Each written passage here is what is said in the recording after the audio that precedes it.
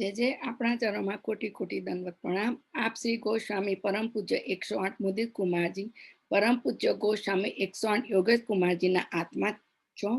આપ શ્રી મુંબઈ વિલેપાલ્લામાં બિરાજો છો। આપ પુષ્ટિ માર્ગ અને મહાપ્રભુજીનું જ્ઞાન દરેક ઉંમરના વૈષ્ણવોને આપના વચનામૃત દ્વારા, પુસ્તકો દ્વારા આપી રહ્યા છો। વૈષ્ણવોને અને રૂબરૂ સાંભળવા માટે સૂક્ષ્મથી આપ વિડીયો દ્વારા ઘણું બધું પુષ્ટિ માર્ગ વિશે આપી રહ્યા છો।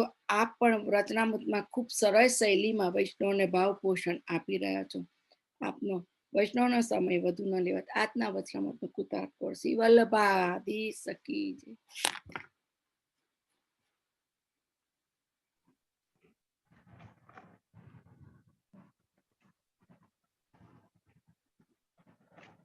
हाँ हाँ स्मिता बेन आशीर्वाद।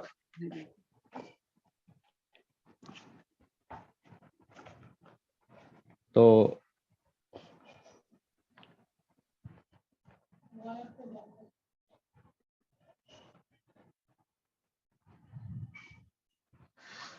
મંગળાચરણનું ગાન કરી આજનો સત્સંગ આપણે શરૂ કરશું। ચિંતા સંતાન હંતારો યત્પાદાંબુજરેણવઃ સ્વીયાનાંતાન નિજાચાર્યાન પ્रणमामि मुहुर्मुहुः। यदनुग्रहतो जन्तुः सर्वदुःखातिगो भवेत् तमहं सर्वदा वन्दे श्रीमद्वल्लभनन्दनम्। अज्ञानतिमिरान्धस्य ज्ञानाञ्जनशलाकया चक्षुरुन्मीलितं येन तस्मै श्रीगुरवे नमः। नमामि हृदये शेषे नीलाक्षीराब्धिशायिनम् लक्ष्मीसहस्रलीलाभिः सेव्यमानं कलानिधिम्। चतुर्भिश्च चतुर्भिश्च चतुर्भिश्च त्रिभिस्तथा षड्भिर्विराजते योऽसौ पंचधारदये मम। श्री राधाधर माधुर्यपान मुग्ध मनोहरः गंधर्प दर्प दलनः पायाद मदन मोहनः।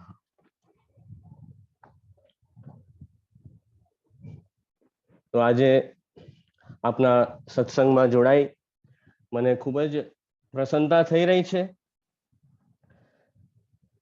આપ બધા વૈષ્ણવો નિયમિત રૂપે સત્સંગ કરી રહ્યા છો, જેનાથી આપનું ચિત્ત સતત પ્રભુમાં લાગેલું છે અને આપના વિચારોમાં, આપની વાણીમાં પ્રભુ જ વસી ગયા છે એમ કહીએ તો પણ બરાબર છે કે આટલા નિયમિત રૂપે બધા સત્સંગ કરો છો તો જે કાર્ય આપણે નિયમિત રૂપે કરીએ એ જ કાર્ય આપણા જીવનમાં રહે છે અને એ જ આપણને આગળ લઈ જાય છે। તો કોઈ પણ કાર્યમાં નિયમિતતા રાખવી બહુ આવશ્યક છે, તો જ એનું ફલ આપણે અનુભવી શકીએ।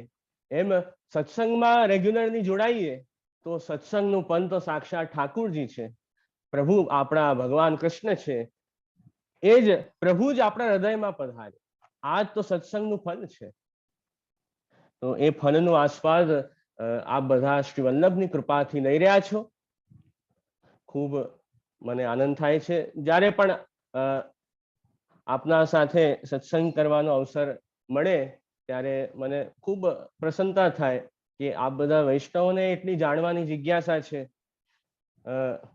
ભગવદ વાણી અમારે જાણવી છે એવી ઈચ્છા આપ વૈષ્ણવોના અંદર છે। આ જ બહુ મોટી વાત છે। તો આજનો સત્સંગ આપણે શરૂ કરશું। અવાજ બરાબર બધાને આવે છે ને? હા જી હા। તો આજના સત્સંગનો મેં વિષય રાખ્યો છે ઉદ્ધવ ગીતા, જે શ્રીમદ ભાગવતજીના એકાદશ સ્કંદમાં ઉદ્ધવ ગીતા છે, એ જ આપણો આજનો વિષય છે. ઉદ્ધવ ગીતા એટલે ભગવાન કૃષ્ણએ પોતાના ભક્ત અને આપના અનન્ય સખા એવા શ્રી ઉદ્ધવજી, એમને પ્રભુએ જે ઉપદેશ આપ્યો એ જ ઉદ્ધવ ગીતા તરીકે પ્રસિદ્ધ છે. ઠાકુરજીએ ઉદ્ધવજીને જે કહ્યું એ જ ઉદ્ધવ ગીતા. તો ભાગવતજીના 11મા સ્કંદમાં ભગવાન કૃષ્ણ અને ઉદ્ધવજીના સંવાદ છે. એ સંવાદ આપણે સાંભળીએ તો જ આપણો ઉદ્ધાર થઈ જાય એવા સંવાદો છે. અને ખરેખર તો આપણા કલ્યાણ માટે જ ભગવાન કૃષ્ણએ ઉદ્ધવજીને આ ઉપદેશ આપ્યો છે, જેનાથી આજના જે કલયુગના જીવો છે એમનો પણ ઉદ્ધાર થાય અને એ સંસાર સાગરથી તરી જાય. આ જ ભાવથી ઠાકુરજીએ આ સુંદર ઉપદેશ ભાગવતજીમાં આપ્યો છે. તો શ્રી મહાપ્રભુજી તો આજ્ઞા કરે જ છે કે ભાગવતજીનો જે 11મો સ્કંદ છે એ પ્રભુની મુક્તિ લીલા છે. શ્રી મહાપ્રભુજી પ્રમાણે ભાગવતજીમાં ઠાકુરજીની દશવિધ લીલાનું નિરૂપણ છે. સર્ગ, વિસર્ગ, સ્થાન, પોષણ, ઉતિ, મન્વંતર, ઈશાનુકથા, નિરોધ, મુક્તિ અને આશ્રય, એમ ઠાકુરજીની દશવિધ લીલાનું નિરૂપણ ભાગવતજીમાં થયું છે. પ્રભુની 10 પ્રકારની લીલા ભાગવતજીમાં વર્ણવી છે. તો એમાંથી 11મા સ્કંદમાં મુક્તિ લીલાનું નિરૂપણ છે. મુક્તિ એટલે આપણું જે કૃત્રિમ સ્વરૂપ છે, જે આપણને આ સંસારમાં મળ્યું છે, એનાથી છૂટીને આપણા વાસ્તવિક સ્વરૂપમાં સ્થિત થઈ જવું એ જ મુક્તિ છે. આપણે બધા હમણાં સંસારમાં રહીએ છીએ તો પ્રભુની અવિદ્યા શક્તિના કારણે આપણે સંસારમાં આસક્ત બનીએ છીએ અને એના કારણે આપણે અજ્ઞાની થઈએ, ઠાકુરજીના સ્વરૂપને ભૂલી જઈએ, પોતાના સ્વરૂપને ભૂલી જઈએ, કેમ કે આપણે અવિદ્યાથી બધા ગ્રસ્ત છીએ, બધા અજ્ઞાન માં આપણે ખાસ ફસાઈ ગયા. તો આ પ્રભુને 11મા સ્કંદમાં મુક્તિ લીલા છે કે આ ઉપદેશ કોઈ સાંભળે, ઠાકુરજીનો આ જે ઉપદેશ છે એ સાંભળવાથી આપણે આ સંસારથી આપણી આસક્તિ છૂટી જાય અને આપણને જ્ઞાન થાય કે પ્રભુ મારા સ્વામી છે, હું પ્રભુનો અંશ છું, હું પ્રભુનો દાસ છું, પ્રભુનો સેવક છું, પ્રભુ મારા સ્વામી છે. તો ઠાકુરજીના સ્વરૂપમાં સ્થિત થઈ જવું એ જ મુક્તિ છે. સર્વ રીતે પ્રભુના થઈ જવું એ જ મુક્તિ છે. તો મુક્તિ લીલાનું નિરૂપણ અહીંયા 11મા સ્કંદમાં છે. તો હવે બસ આપણો જે વિષય છે એ આપણે શરૂ કરશું. તો ભાગવતના 11 સ્કંદમાં વર્ણન છે કે એકવાર ઉદ્ધવજી, ઠાકુરજી આપ એકાંતમાં બિરાજી રહ્યા હતા, તો ઉદ્ધવજી પ્રભુ પાસે આવ્યા, પ્રભુને વંદન કર્યા અને ઉદ્ધવજીએ વિનંતી કરી કે હે યોગેશ્વર, હે ભગવાન, હે પવિત્ર શ્રવણ કીર્તન વાળા, આપની ઈચ્છા મેં જાણી છે. ઉદ્ધવજી કહે છે કે પ્રભુ, આપ હવે બ્રાહ્મણોના શ્રાપને નિમિત્ત બનાવી યાદવ કુલનો સંહાર કરી આપ હવે પાછા આપના સ્વધામ પધારવાની ઈચ્છા રાખો છો એમ મને ખબર છે. એમ ઉદ્ધવજી પ્રભુને વિનંતી કરે છે કે હવે આપ આ ભૂતલ છોડી ફરી આપના વૈકુંઠ ધામમાં પધારશો તો હે પ્રભુ, હે કેશવ, હું તો આપનો દાસ છું અને દાસ ધર્મ પરાયણ ભક્ત છું, તો હું આપના ચરણારવિંદને છોડવા સમર્થ નથી. તો ઉદ્ધવજી પ્રભુને વિનંતી કરે છે કે મહારાજ, આપ સ્વધામ પધારશો તો હું તો આપને એ જ વિનંતી કરું છું કે મને પણ આપ આપના સાથે જ લઈ જાઓ અને હું આપને ત્યજવા, હું આપને છોડવા સમર્થ નથી. એટલે હું તો એ જ પ્રાર્થના કરું છું કે આપ મને આપના ચરણ પાસે રાખો, આપનાથી મને દૂર નહીં કરો. એમ ઉદ્ધવજી ઠાકુરજીને વિનંતી કરી. તો ઉદ્ધવજીની આ વિનંતી સાંભળી ભગવાન કૃષ્ણએ આજ્ઞા કરી કે હે ઉદ્ધવ, તમે જેમ કહો છો એમ જ હવે મારે કરવાની ઈચ્છા છે. બ્રાહ્મણોના શ્રાપને નિમિત્ત બનાવી હું યાદવ કુલનો સંહાર કરીશ અને હવે જો દેવતાઓનું પણ જે કાર્ય આ ભૂતન પર પૃથ્વી પર કરવાનું હતું એ બધું મેં કરી દીધું છે. હવે બ્રહ્માજી, શિવજી આદિ જે દેવતાઓ છે એ વૈકુંઠ ધામમાં મારી રાહ જુએ છે. હવે દેવતાઓ ઈચ્છે છે કે હું પણ હવે પાછો વૈકુંઠ ધામમાં પધારું, કેમ કે ભૂતલના સર્વ કાર્ય તો થઈ ગયા છે. એટલે હવે આજથી 7 દિવસ પછી, આજથી 7મા દિવસે આ આખી જે દ્વારકા નગરી છે જે પ્રભુએ જ વસાવી છે એ પાછી સમુદ્રમાં ડૂબાઈ જશે એમ પ્રભુએ આજ્ઞા કરી. અને પ્રભુ કહે છે કે હું એકવાર ભૂતલનો ત્યાગ કરીશ એટલે તરત કલયુગ આવી જશે. અને ઠાકુરજી ખાસ ઉદ્ધવજીને આજ્ઞા કરી કે હે પ્રિય ઉદ્ધવ, હું આપને ખાસ આજ્ઞા કરું છું કે આપ આપના સ્વજનો અને બંધુઓ પરથી આ જે લૌકિક સ્નેહ છે એનો ત્યાગ કરી મારા વિશે આપનું મન સ્થાપો, મારામાં જ આપનું મન સ્થાપિત કરો અને સમદ્રષ્ટિ થઈને જે પણ ભગવદીય આ ભૂતન પર રહેલા છે એમને આપ સત્સંગ કરાવો અને આ પૃથ્વી પર આપ સદા ફરો, વિચરણ કરો. આ જ મારી આજ્ઞા છે આપની. તો ઠાકુરજી ઉદ્ધવજીને ખાસ આ જ સેવા સોંપી કે આપ ભૂતન પર રહી જે ભગવદીયો છે, જે મારા ભક્ત છે એમને આપ સત્સંગ કરાવો અને સદા આપ બધાનું કલ્યાણ કરો. જે આપનો સંગ કરે એને પણ મારી મહિમા સમજાય અને એનું ચિત્ત પણ મારામાં સ્થિત થાય એવું આપ કરો. તો એમ ઠાકુરજી ખાસ ઉદ્ધવજીને સેવા આપી. એના પછી પ્રભુએ ઉદ્ધવજીને યદુ રાજા અને દત્તાત્રેયજીનો સંવાદ એ સંભળાવ્યો. એમાં પ્રભુએ આજ્ઞા કરી કે જે યદુ રાજા છે, પ્રભુ કહી રહ્યા છે કે જે આપણા પૂર્વજો છે એ યદુ રાજા બહુ મોટા પ્રભુના ભક્ત છે. એમણે દત્તાત્રેયજીને જે પ્રશ્ન પૂછ્યા અને પછી દત્તાત્રેયજીએ એના ઉત્તર આપ્યા, તો એમના જે સંવાદ છે એ હું તમને સંભળાવું છું.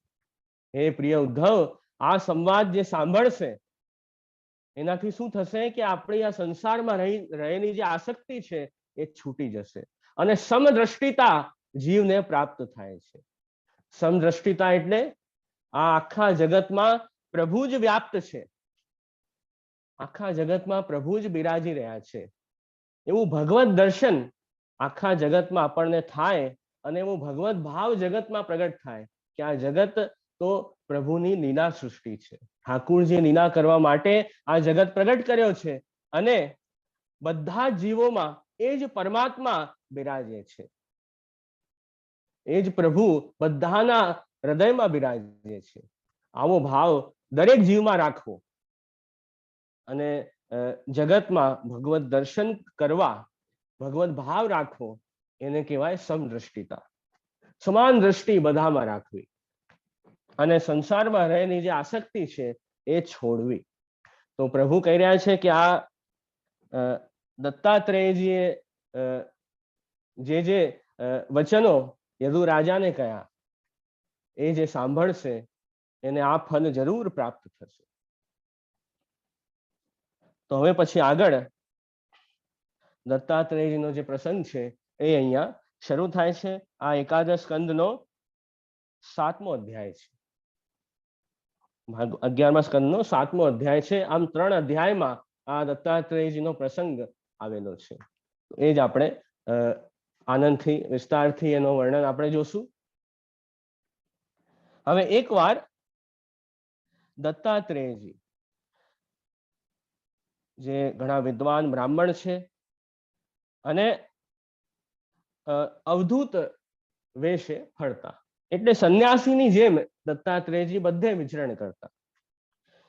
અને એકવાર દત્તાત્રેયજી પધાર્યા તો ધર્મ જાણવાની જિજ્ઞાસા વાળા યદુ રાજા એમને અંતઃકરણમાં ઘણો જ આનંદ થયો અને એમણે દત્તાત્રેયજીને વિનંતી કરી કે આપ તો ઘણા સુંદર છો ઘણા મધુર ભાષી છો, બહુ સારા વચનો આપ કહો છો, આપના શરીરમાં ઘણી શક્તિ છે, ઘણી સામર્થ્ય છે, અને તો પણ આપ કશું જ કર્મ કરતા નથી. એનું શું કારણ? અને આપ તો જડ અવધૂત વેશમાં આપ બધે ફરો છો, સંન્યાસની જેમ. તો પણ આપ આપના અંતઃકરણમાં બિરાજમાન જે અંતર્યામી છે, જે પરમાત્મા છે, એમનો જ આપ અનુભવ સદા કરો છો. તો આપ કેવી રીતે આટલા આનંદમાં રહો છો? એમ યદુરાજાએ દત્તાત્રેયજીને પ્રશ્ન કર્યો કે આપ આટલા આનંદમાં કેવી રીતે રહી શકો છો?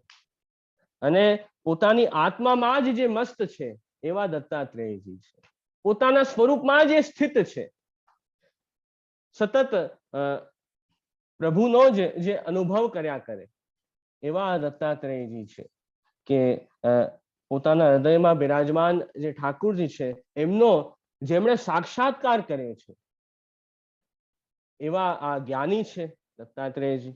તો યદુરાજાએ જ પ્રશ્ન કર્યો કે આપ આટલા આનંદમાં રહો છો કેવી રીતે? એ તો અમને બતાવો, અમારું પણ કલ્યાણ થઈ જાય, આપ કંઈક અમને સમજાવો તો. તો એના પછી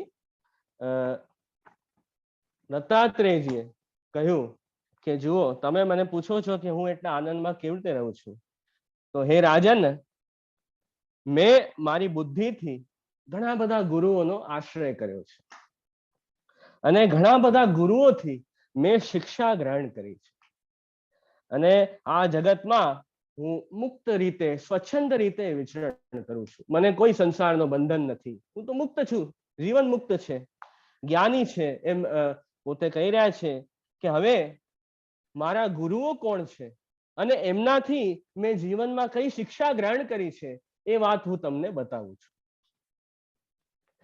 તો એમ દત્તાત્રેયજીએ કહ્યું કે ગુરુઓના નામ તો સાંભળો, કે મારા ગુરુ છે કોણ અને એનાથી મેં શું શીખ્યું. તો દત્તાત્રેયજીએ મુખ્ય 24 ગુરુ એમણે બતાવ્યા કે જો મુખ્ય રૂપે મેં આ 24 ગુરુ મારા છે જેનાથી મને ઘણું જ શીખવા મળ્યું છે, કે મારે જીવન કેવી રીતે જીવવું એની સમજ મળી છે. તો ગુરુઓના નામ સાંભળો: પૃથ્વી, વાયુ, આકાશ, જલ, અગ્નિ, ચંદ્રમા, સૂર્ય, કબૂતર, અજગર, સમુદ્ર, પતંગિયો, ભમરી, મધુમાખી અથવા મધુમાખી, હાથી અને પારધી, હરણ, માછલી, પિંગલા વેશ્યા અને કુરર પક્ષી, બાળક, કુંવારી કન્યા, બાણ બનાવવા વાળો વ્યક્તિ, સર્પ, મકડી અને પછી કીડો. એમ આ બધા નામો દત્તાત્રેયજી ગણાવ્યા કે આ મુખ્ય મારા 24 ગુરુ છે.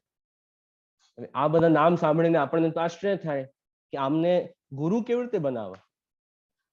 આ બધા જે નામ બતાવ્યા એમાં ગુરુ જેવું શું છે કે આપણે એમને ગુરુ તરીકે માનીએ.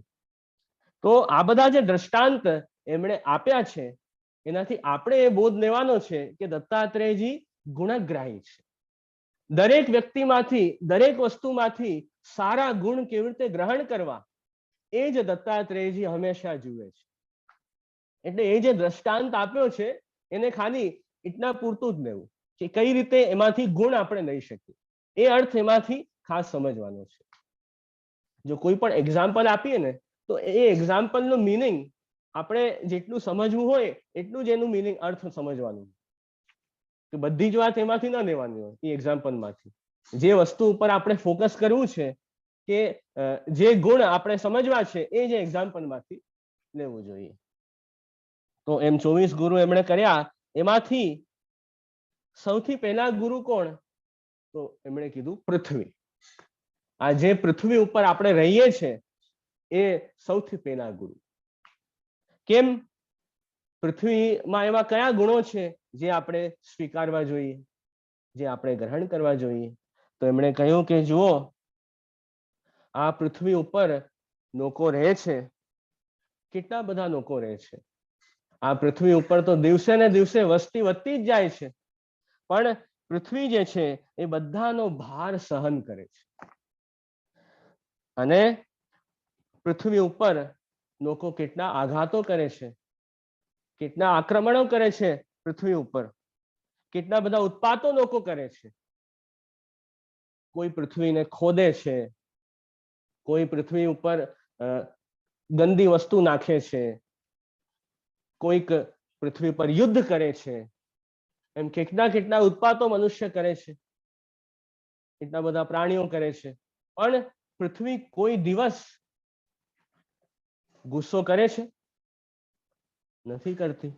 ના, પૃથ્વીના અંદર એવો ભાવ છે કે હું બદલો લઉં. જો લોકો મારા ઉપર એટલા આક્રમણો કરે છે, એટલા ઉત્પાતો કરે છે, તો મારે બદલો લેવો છે. એવો ભાવ પણ પૃથ્વીમાં નથી આવતો. ન એ રડે છે, ન ચિલ્લાવે છે, ન કમ્પ્લેન કરે છે, ન ક્રોધિત થાય છે.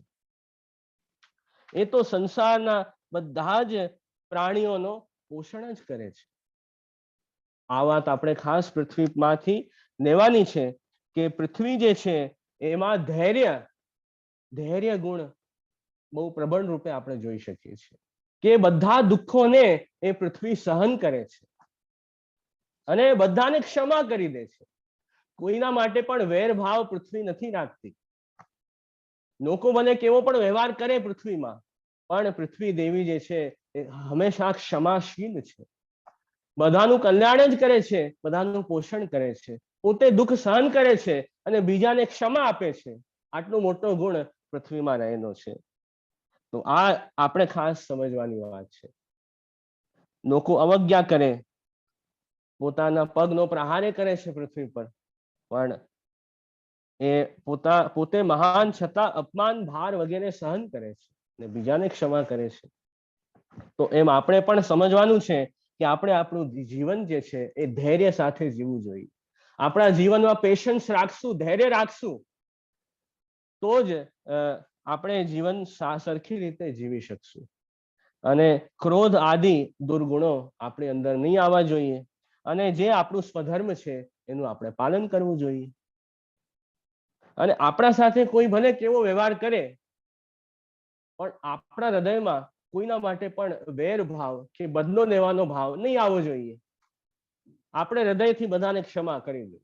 મને સામેવાળો વ્યક્તિ હવે કેવો ખોટો વ્યવહાર કરે આપણા સાથે, એ ક્ષમા માંગવા ના આવે એકવાર, કઈ વાંધો નહીં, પણ આપણે તો હૃદયમાં ક્ષમાનો ભાવ રાખીએ બધા માટે. જો આપણે હૃદયથી ક્ષમા નહીં કરીએ લોકોને, તો શું થશે? આપણે આ સંસારના બંધનમાં કાયમ અટવાયેલા રહેશું. હવે એ આપણે જે કોઈના સાથે વેરનો ભાવ કે ખોટો ભાવ આપણે હૃદયમાં બાંધીને બેસશું, તો એનાથી શું થશે? આપણે બીજો જન્મ લેવો પડશે અને બીજો જન્મ લઈને પણ એ જ આપણે આગળ કન્ટિન્યુ થશે અને એ જ આપણે આપણા જેવા કર્મ કર્યા હશે એવું ફળ આપણે આગળ પછી ભોગવવું પડશે. તો આ પ્રકારે કર્મનું ફળ ભોગવવા ફરી આપણે જન્મ લેવું પડશે અને આપણે આ સંસાર દુઃખમાં કાયમ અટવાયેલા રહેશું. એટલે કહેવાય કે ક્ષમા ધર્મ રાખવો અને આ પ્રકારે આપણે સ્વધર્મ આપણું પાલન કરવું. તો આ ગુણ આપણે પૃથ્વીમાંથી ખાસ શીખવાનો છે. પછી આગળ દત્તાત્રેયજી કહે છે કે પૃથ્વીની અંતર્ગત જ ઘણા બધા પર્વતો છે, ઘણા બધા વૃક્ષો છે. તો એમની બધી જ ચેષ્ટાઓ બીજા માટે છે. પર્વતો છે, વૃક્ષો છે, એ બીજાનું કેવી રીતે હિત થાય, બીજાનું કેવી રીતે કલ્યાણ થાય, એના માટે જ એમનું જીવન છે. એમનું જન્મ લોક કલ્યાણ માટે છે. જો ઝાડ વૃક્ષ છે, ઝાડ છે, એ પોતે તડકો સહન કરે, પોતે વરસાદ સહન કરે, પણ જે એનો આશ્રય કરે એને તો સુખ આપે, એને ઠંડક આપે. એમ આપણે પણ એમાંથી શીખવાનું છે કે આપણે હંમેશા પરોપકાર કરવું જોઈએ. બીજાની મદદ કેમ થાય બીજાને આપણે ઉપયોગી કેમ બનીએ એનો વિચાર આપણે કરવો જોઈએ. તો પૃથ્વીની અંતર્ગત આમને નથી ગણ્યા, પણ પૃથ્વીની અંતર્ગત જ આ પર્વત અને વૃક્ષ ઝાડ આવી ગયા, જેમાંથી આપણને પરોપકારનો ઉપદેશ ખાસ મળે છે. તો વૃક્ષો પણ એવા જ છે. કોઈ વૃક્ષ સાથે કેવો વ્યવહાર કરે, વૃક્ષોને કાપી દે, તેમાંથી ફળ ફૂલ લઈ જાય, તો પણ વૃક્ષો કંઈ કહેતા નથી. અને જે એનો આશ્રય કરે એને સુખ જ આપે છે. એમ આપણે પણ બીજાના કામમાં આવવું જોઈએ. ખાલી આપણો પોતાનો વિચાર ન કરવો, પણ બીજા કેવી રીતે આપણે બીજાને હેલ્પ કરી શકીએ એ ભાવના આપણે સતત આપણા હૃદયમાં રાખવી. તો આમ પૃથ્વી જે પહેલા ગુરુ એમણે બનાવ્યા, એમનું નિરૂપણ આપણે જોયું. એના પછી બીજું નિરૂપણ થયું છે વાયુનું. પૃથ્વી પછી વાયુ. આપણે જોઈએ છે કે જે વાયુ છે, પવન છે, એ તો અનેક સ્થાનોમાં બધે જ જાય છે. વાયુ તો બધે જ જાય ને. એવું કયું સ્થાન હશે કે જ્યાં પવન નહીં જતું હોય, વાયુ નહીં જાય? બધે જ જાય. પણ ક્યાંય પણ એ આસક્ત નથી થતો. વાયુને બધે જ જવું પડે, પણ ક્યાંય આસક્તિ નથી થતી. ન તો કોઈના ગુણ અથવા દોષથી એ અપનાવે છે. વાયુ કોઈના ગુણ દોષ અપનાવતા નથી. એમ જ આપણે શીખવાનું છે કે આપણે આપણું જે સ્વધર્મ છે એ પાલન કરવાનું છે. જગતમાં રહીએ છીએ, સંસારમાં રહીએ છીએ, અનેક પ્રકારના લોકો આપણને મળશે. એવા વ્યક્તિઓ મળશે કે જેમના જુદા જુદા સ્વભાવો હશે, પણ આપણે આપણા લક્ષ્ય પર સ્થિર રહેવાનું છે. આપણે કોઈના પણ ગુણ કે દોષોથી પ્રભાવિત નથી થવાનું. એમ આપણે વાયુના દ્રષ્ટાંતથી શીખવાનું છે. આપણે કોઈનામાં આસક્ત ન થવું, ન કોઈથી દ્વેષ કરવો. જેમ વાયુ બધે જ જાય, પણ વાયુ પોતે તો શુદ્ધ રહે છે ને. વાયુમાં ક્યારેય અશુદ્ધિ આવતી નથી, પોતે હંમેશા શુદ્ધ રહે છે.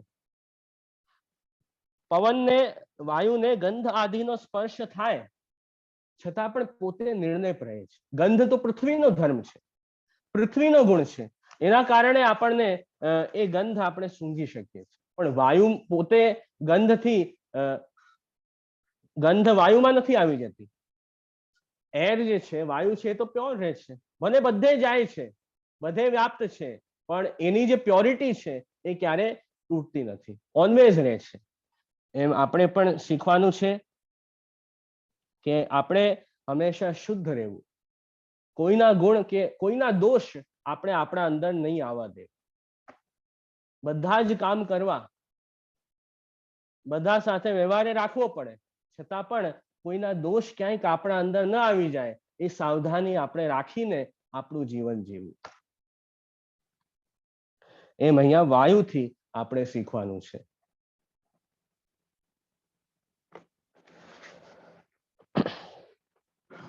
ક્યાંય આપણે આસક્તિ ન રાખવી, અનાસક્ત ભાવે આપણે જીવન જીવવું. તો આ તો થઈ બહારના વાયુની વાત. આપણે બહાર જે વાયુ દેખાય છે એનાથી આપણે આ શીખ્યું. હવે પ્રાણ વાયુ છે એ તો આપણા અંદર રહે છે, શરીરના અંદર. એનાથી શું શીખવું આપણે? કે પ્રાણ વાયુ જે છે એ કઈ ઈચ્છા રાખે છે? આહાર માત્રની. પ્રાણવાયુ ઈચ્છા રાખે છે કે અમને આહાર ખાલી મળી જાય, મતલબ જેટલી મિનિમમ રિક્વાયરમેન્ટ છે, જેનાથી આપણું જીવન ટકે એટલી વસ્તુ મળી જાય, એ જ પ્રાણવાયુની ઈચ્છા છે. એનાથી વધારે એને જોતું નથી. કેમ કે જેટલી આપણને શરીરમાં જરૂરત છે એટલું આપણે શરીરમાં નાખીએ તો જે પ્રાણવાયુ છે એ વ્યવસ્થિત ડાયજેશન ને પાચન ક્રિયા વ્યવસ્થિત કરી દે. તો એટલું જ આપણે ખાઈએ, જેટલું આહાર આપણને આવશ્યક છે, જરૂરી છે આપણા શરીર ટકાવવા માટે, એટલું જ આપણે ભોજન કરીએ, તો તો જે પ્રાણવાયુ છે એ પાચન ક્રિયા પણ વ્યવસ્થિત કરી દે. પણ આપણે જરૂરત કરતા વધારે જો ખાઈ લઈએ તો પછી પ્રાણવાયુ જે છે એને પણ તકલીફ પડે અને આપણી શરીરની જે પાચન ક્રિયા છે, ડાયજેશન પ્રોસેસ છે, એ પછી બરાબર નહીં થાય, પછી રોગો થશે શરીરમાં. એટલે કહ્યું કે જેટલું જરૂર છે એટલું જ ભોજન કરવું, તો આપણી શરીરની જે બધી ક્રિયા છે એ વ્યવસ્થિત ચાલે. એમ આપણા જીવનમાં જે સાધક છે એને શું કરવું? જીવન નિર્વાહ જેટલી વસ્તુથી થઈ જાય એટલામાં જ જીવનનો નિર્વાહ કરવો, જીવનમાં સંતોષ રાખવો, તો માણસ જે છે સુખી રહેશે. અને જો સંતોષ નહીં રાખે, ઘણા બધા વિષયોની ચાહના જીવ રાખશે, તો જે છે માણસ દુખી થશે. સંક્ષેપમાં પ્રાણવાયુથી એટલું આપણે સમજવાનું છે કે આપણે એટલા જ વિષયોનો ઉપભોગ કરવો કે જેનાથી આપણી બુદ્ધિ એ ખરાબ ન થાય. આપણે એવા સંસારના વિષયો ભોગવી લઈએ કે આપણી બુદ્ધિ જ બગડી જાય, તો એ બરાબર નહીં. અને આપણું મન જે છે ચંચલ ન બને, મન સ્થિર રહે, અને આપણી વાણી વ્યર્થની વાતો ન બોલે.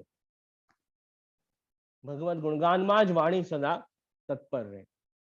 તો આપણી બુદ્ધિ, આપણું મન, આપણી વાણી એ સદા સદમાર્ગ ઉપર રહે એવું આપણે એવા જ વિષયો આપણે ગ્રહણ કરવા અને એવો જીવનમાં સંતોષ રાખવો, તો આપણો જીવનની જે યાત્રા છે એ વ્યવસ્થિત ચાલશે.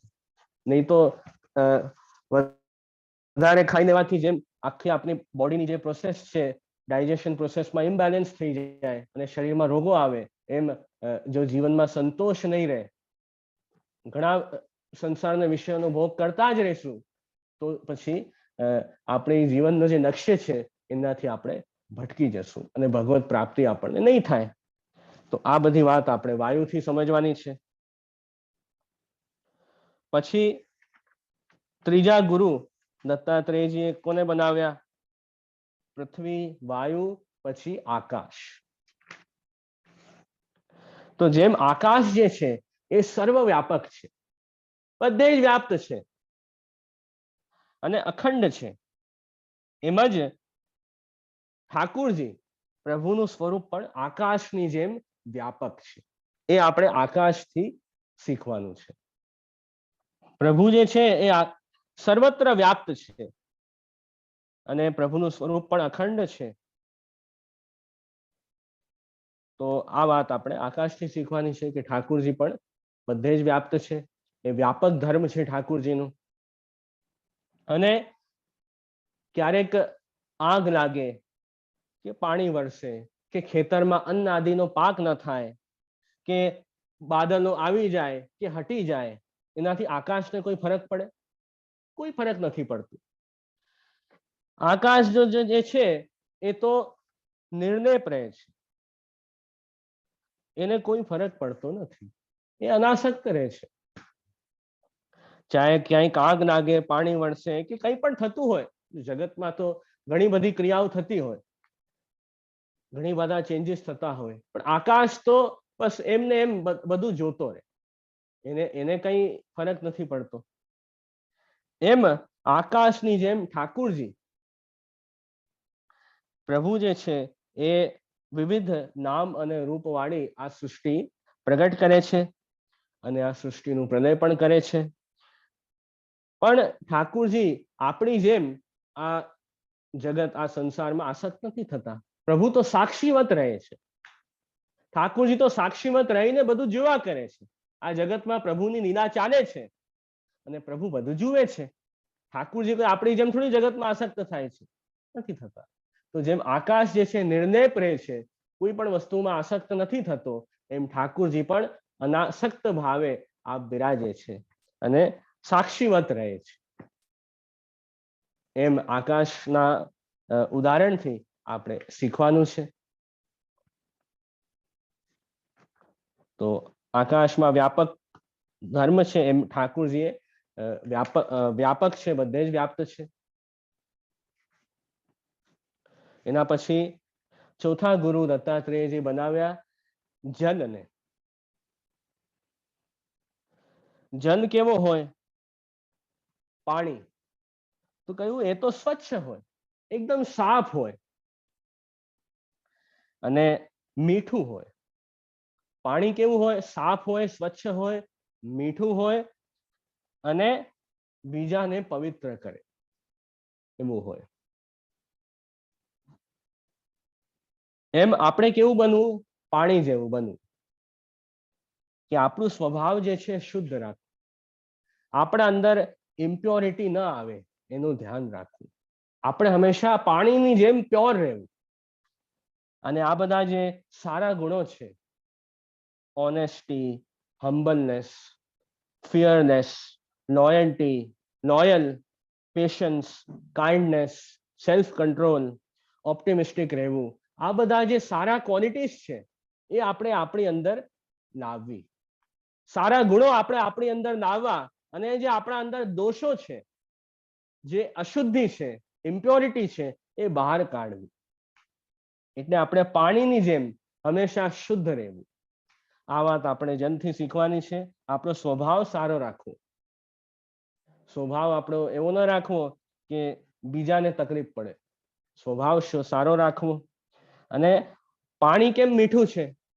જલ મીઠું છે ને, એમ આપણે પણ આપણા મોઢેથી મધુર ભાષી બનવું, મીઠી વાણી આપણે બોલવી, એવી વાત કહેવી કે સામેવાળાને જે ગમે.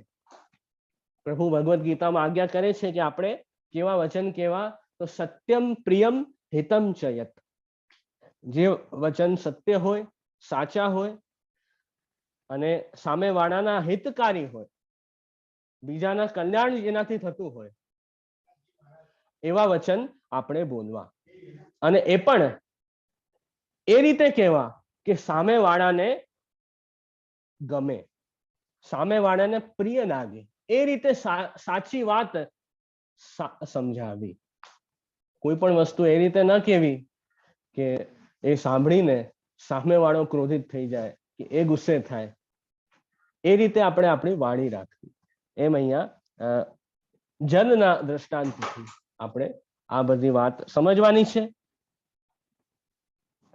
અને જલથી આપણે પવિત્ર બનીએ. એમ આપણો જે સંગ કરે એ વ્યક્તિ પણ પવિત્ર થવું જોઈએ. આપણે પવિત્ર હશું તો આપણે સંગથી સામે બીજો વ્યક્તિ પણ પવિત્ર બનશે. આપણે જો ખરાબ હશું તો હવે જે આપણો સંગ કરશે એમાં પણ ખરાબ ગુણો આવશે. એટલે આપણે પાણીની જેમ પવિત્ર રહેવું. એમ અહીંયા જલથી આપણે આ બધી વસ્તુ સમજવાની છે.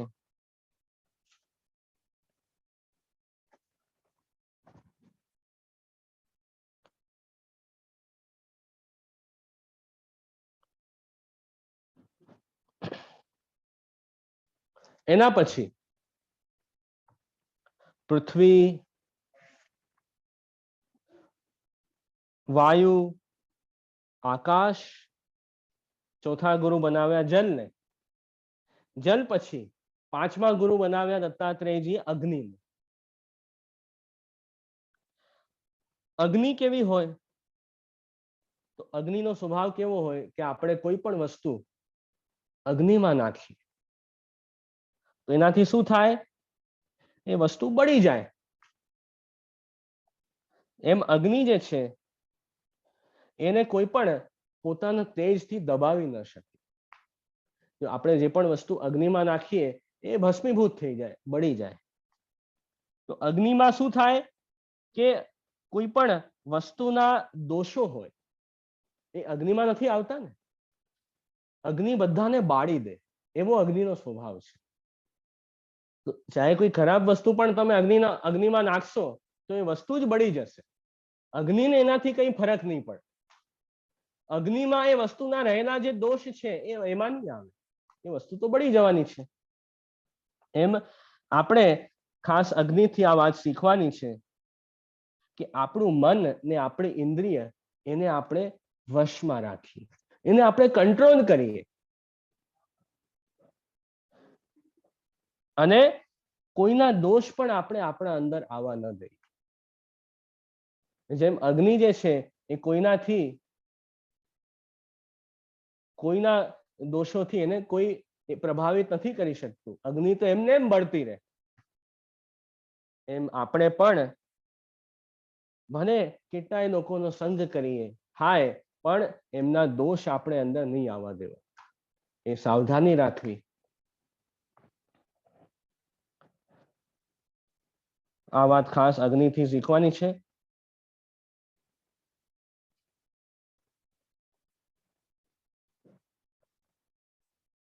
અને લાકડું હોય એની અંદર અગ્નિ છુપાયેલી હોય. હવે જ્યારે આપણે બહારથી આપણે અગ્નિનો સ્પર્શ કરીએ લાકડાને, ત્યારે લાકડામાં અંદર છુપાયેલી જે અગ્નિ છે એ બહાર પ્રગટ થાય. એમ આ બધા જે ભગવદીઓ છે એ ક્યારેક અપ્રગટ થઈ જાય, ક્યારેક પ્રગટ થઈ જાય. લોકોનો કલ્યાણ કરવો હોય તો ભગવદીય બધાની વચ્ચે પ્રગટ થાય અને એમના સંગથી જીવોનો ઉદ્ધાર થઈ જાય. અને જે આસુરી જીવો હોય, સંસારી જીવો હોય, એમના વચ્ચે ભગવદીય પ્રગટ ન થાય, એમનાથી અપ્રગટ થઈ જાય. જેમ અગ્નિ લાકડાની અંદર છુપાયેલી રહે છે અને બહારથી આપણે આંચ લગાવીએ, અગ્નિનો સ્પર્શ કરાવીએ તો એ લાકડાની અગ્નિ પ્રગટ થાય. એમ ભગવદીઓ પણ જે દૈવી જીવ હોય એમનો કલ્યાણ કરવા એમની વચ્ચે પ્રગટ થઈ જાય, અને જે સંસારી જીવ હોય, આસુરી જીવ હોય, એમના વચ્ચે અપ્રગટ થઈ જાય, એમના વચ્ચે પ્રગટ ન થાય. તો આ વાત પણ અગ્નિથી બોધ લેવાની છે.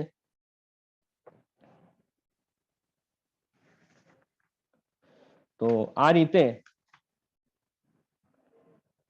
પાંચમા ગુરુ દત્તાત્રેયજીએ અગ્નિને બનાવ્યા. એના પછી છઠ્ઠા ગુરુ કોને બનાવ્યા? તો કહ્યું ચંદ્રમાને. જે મૂન આપણને દેખાય છે આકાશમાં એ ચંદ્રમા. તો ચંદ્રમામાં એવા કયા ધર્મો છે? તો કહ્યું કે જુઓ, ચંદ્રમાની જે કળાઓ છે એ ક્યારેક ઘટે, ક્યારેક વધે. એવું થાય ને, ચંદ્રમા ની કળા ક્યારે ઓછી થાય, ક્યારે વધી જાય. પૂર્ણિમા આવે, પૂનમ આવે તો ચંદ્રમા એકદમ બ્રાઇટ થઈ જાય, પ્રકાશવાળો થઈ જાય, બધી કલાઓ પ્રગટ થઈ જાય.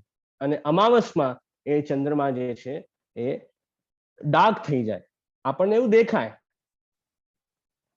દેખાય, આંખથી કે અમાવસ્યામાં કળાઓ ઘટી જાય અને પૂનમ નજીક આવે એટલે ચંદ્રમાની કળાઓ વધી જાય. પણ ચંદ્રમા તો એવો ને એવો જ છે ને. ચંદ્રમામાં થોડી કઈ ઘટવટ થાય છે. એ તો સનના રિફ્લેક્શનના કારણે, સનલાઇટના રિફ્લેક્શનના કારણે આપણને એવું દેખાય કે ચંદ્રમામાં બ્રાઇટનેસ વધી છે કે હવે ઘટી ગઈ છે. પણ ચંદ્રમા તો એવો ને એવો જ રહે છે. એમાં ક્યાં કોઈ ફરક આવે છે? એ તો એવી સિસ્ટમ બનાવી છે ઠાકોરજીએ કે જે મૂન છે એ અર્થની આજુબાજુ રિવોલ્વ થાય. મૂન રિવોલ્વ્સ અરાઉન્ડ અર્થ. તો એ સમયે સૂર્યનો પ્રકાશ ચંદ્રમાના જે ભાગમાં પડે એ ભાગ આપણને ચંદ્રમાનો બ્રાઇટ દેખાય, અને જ્યાં સૂર્યનો પ્રકાશ ન પડે ત્યાં આપણને એ ભાગ ચંદ્રમાનો ડાર્ક દેખાય, અંધારું દેખાય. પણ ચંદ્રમા તો એક સરખો જ રહે છે, એમાં તો કોઈ ફરક આવતો જ નથી. આ તો ખાલી સનલાઇટના રિફ્લેક્શનના કારણે આપણે આંખથી એવું દેખાય છે. એમ જ આપણે શું શીખવાનું ચંદ્રમાથી? કે જન્મથી લઈને મૃત્યુ સુધી જેટલી પણ અવસ્થાઓ થાય છે એ બધી અવસ્થાઓ શરીરને થાય છે. આપણી જે જીવાત્મા છે એમાં કોઈ ચેન્જીસ આવતા નથી. એ તો જીવાત્મા તો અમર છે, એનું ક્યારેય નાશ થતું નથી. એ તો એવો ને એવો જ રહે છે. પણ શરીર છે એની અવસ્થાઓ ચેન્જ થાય, કે જન્મ થાય, પછી બાળક મોટો થાય, બાલ્ય અવસ્થા, યુવા અવસ્થા, પછી વૃદ્ધ અવસ્થા આવે, રોગાદીનો ઉપદ્રવ થાય, પછી દેહ છૂટી જાય, પછી બીજો દેહ મળે. તો શરીરમાં બધા ચેન્જીસ આવતા રહે, પણ આત્મા જે છે એમાં કોઈ ચેન્જ નથી આવતા, એનો ક્યારેય નાશ નથી થતો. એમ આપણે ચંદ્રમાથી આ વાત સમજવાની છે કે ચંદ્રમા તો એવો ને એવો જ રહે, એમ જ જીવાત્મા પણ એ સતત અમર રહે છે, એ ક્યારે નષ્ટ નથી થતી. ભગવદ્ ગીતામાં એ જ પ્રભુ આજ્ઞા કરે છે, દેહી નોસ્મિન યથા દેહે કૌમારમ યૌવનમ જરા તથા દેહાંતર પ્રાપ્તિ ધીરસ તત્ર ન મુહ્યતિ.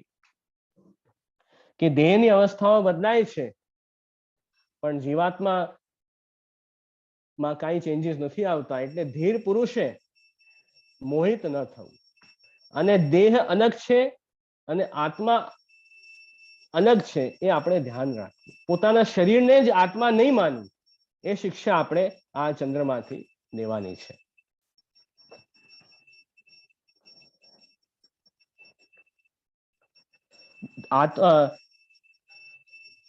આપણને તો આ શરીર મળ્યું છે, દેહ મળ્યું છે, કે એક ઇન્સ્ટ્રુમેન્ટ જેવું છે કે જેનાથી આપણે ભગવત સેવા આદિ સારા કાર્યો કરી શકીએ, સેવા સ્મરણ આદિ, એટલે શરીર મળ્યું છે. તો આપણે આ શરીરથી પોતાની આત્માનું કલ્યાણ કરવાનું છે, એના ઉપર ધ્યાન આપવું જોઈએ. એટલે શરીરમાં એટલા આસક્ત નહીં થઈ જવું દેહમાં કે આપણે આપણું આત્મકલ્યાણ ભૂલી જવું. દેહ જે છે અનિત્ય છે, એ તો નષ્ટ થઈ જાય છે, પણ આત્મા એ અમર છે. એટલે આત્માનું હિત આપણે વિચારવું જોઈએ. આ શિક્ષા આપણે ચંદ્રમાંથી ગ્રહણ કરવી. અને દેહથી આપણે આ જડ દેહમાં આસક્ત થઈ જઈએ, એનાથી શું થાય કે આપણા આત્માનું અકલ્યાણ થાય. આપણા આત્માને પછી બંધન પ્રાપ્ત થાય છે આ શરીરમાં, સંસારમાં. જો આપણે શરીરથી ભગવત ધર્મ નહીં કરીએ તો પછી આત્મા આપણી આ દેહમાં બંધાઈ જશે, અને પછી જન્મો જન્મ આપણે બંધનમાં પડ્યા રહેશું. એટલે કીધું કે આપણે આત્મકલ્યાણ કરવું, દેહને અનિત્ય જાણવું. દેહ તો નાશવંત છે, અને આત્માને નિત્ય જાણવું. આ શિક્ષા આપણે ચંદ્રમાંથી લેવી. એના પછી પૃથ્વી, જલ, વાયુ, આકાશ, અગ્નિ, ચંદ્રમા, એના પછી કોને ગુરુ બનાવ્યા દત્તાત્રેયજીએ? તો કહ્યું સૂર્ય. સૂર્યને કેવી રીતે ગુરુ બનાવ્યા? કે જો સૂર્ય શું કરે, પોતાની કિરણો દ્વારા જલ શોષીને, હે ને, પોતાની કિરણો દ્વારા જલ શોષીને અને પાછી પુનઃ વરસાદ રૂપે એ વરસાવે. એનાથી શું થાય? પ્રાણી માત્રનું જીવન ટકે છે સૂર્યના કારણે. સૂર્ય વરસાદ જલ શોષીને અને પુનઃ વૃષ્ટિ રૂપે પ્રદાન કરે છે, એટલે પ્રાણી માત્રનું જે જીવન છે એ ટકે છે. છતાં પણ સૂર્યને જરા પણ અભિમાન નથી થતો કે જો હું આ બધાનું જીવન ટકાવું છું, એવો અભિમાન થોડી થાય છે. અને અવિરતપણે એ સૂર્ય પોતાનું કાર્ય કર્યા કરે છે. એમ સત્પુરુષોએ અભિમાન રાખ્યા વગર લોક કલ્યાણના કાર્યો કરવાના. એમાં કોઈ અભિમાન ન રાખો કે મેં આટલું લોકોનું ભલું કર્યું, મેં બધાનું કલ્યાણ કર્યું, એવું અભિમાન રાખવાનું જ નથી. આપણે આપણું કાર્ય કરવું, આપણે લોક કલ્યાણના કાર્યો કરતા રહેવા દીનતાથી, કે જો ઠાકોરજીએ મને શક્તિ આપી છે, સામર્થ્ય આપી છે, એ ભાવથી આપણે લોક કલ્યાણના કાર્યો કરવા. તો એમાં પણ પ્રભુનો આભાર માનવો કે મને અવસર મળે છે જેનાથી હું લોક કલ્યાણ કરી શકું છું. તો આ જ મોટી વાત છે. તો સૂર્ય જે જલ શોષી લે છે, પણ એ જળ કેવળ પોતાના પાસે નથી રાખતો, પણ બીજાને પછી વરસાદ રૂપે પણ અપાવે છે. એમ આપણે જે છે બધી વસ્તુનો કેવલ પોતે જ ઉપભોગ ન કરવો, જે વસ્તુ આપણા પાસે છે એ બીજા સાથે પણ શેર કરવી. આ વાત આપણે સૂર્યથી શીખવાની છે કે બધી વસ્તુ કેવલ વિષયનો ઉપભોગ પોતાના સ્વાર્થ માટે જ ન કરવો, પણ જે વસ્તુ આપણા પાસે છે એનું દાન કરતા પણ શીખવું જોઈએ. અને આપણી ઇન્દ્રિયોને વિષયોમાં એવી આસક્ત ન કરવી કે કેવલ પોતાનો જ વિચાર કરે. તો આવું આપણે શીખવું જોઈએ. કોઈ પણ પ્રકારનો અભિમાન રાખ્યા વગર સૂર્યની જેમ આપણે જે છે એ પરોપકાર અને લોક કલ્યાણના કાર્ય કરતા રહેવા.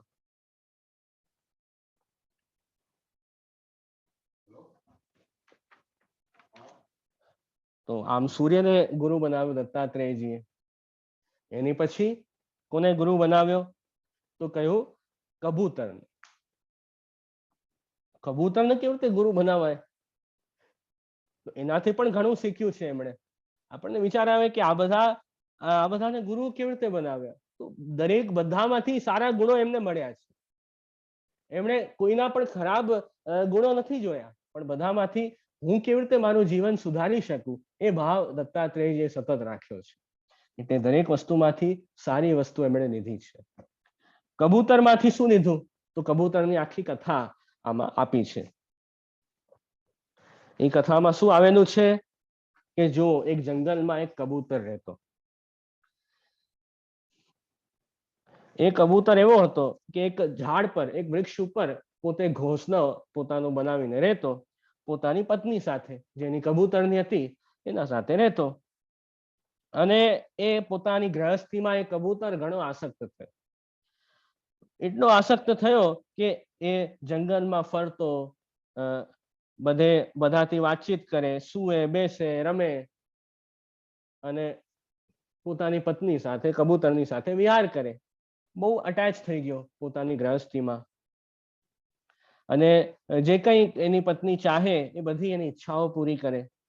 એમ કરતા કરતા થોડા સમયમાં એ કબૂતરને કબૂતરની અંડો આપ્યો. અને પછી નાના નાના એ અંડામાંથી બચ્ચાઓ નીકળ્યા એમના. તો હવે કબૂતરની એમના બચ્ચાઓના લાલન પાલનમાં, એમને મોટા કરવામાં બહુ રચી પચી ગયા, ઘણા આસક્ત થયા.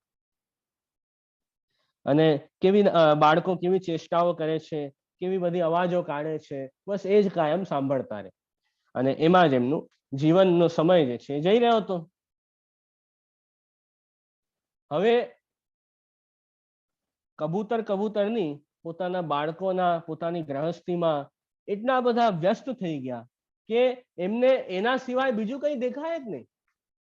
લોક પરલોક, આ દુનિયા, કંઈક એમને બીજું યાદ જ ના આવે. કેવલ પોતાની ગૃહસ્થીમાં જ એટલા રચ્યા પચ્યા રહેતા.